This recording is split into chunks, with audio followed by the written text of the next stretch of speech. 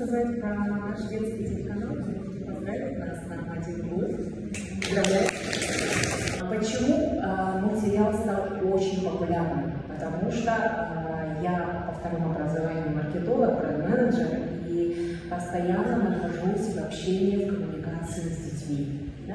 Мои редакторы, которые работают в студии дубляжа, тоже постоянно помогают. Мы ножками ходим в детские сады, охвачены сегодня 140 детских садов. Каждый год 5 ключевых мероприятий у нас.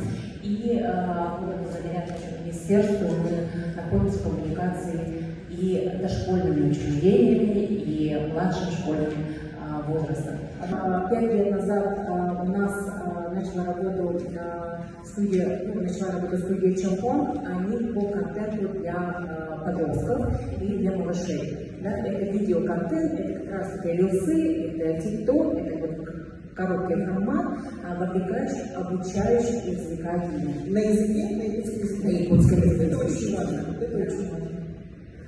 Вот наши 4 проекта, над которыми мы сейчас работаем сейчас, и 24 миллиона суммарных просмотров у нас в соцсетях.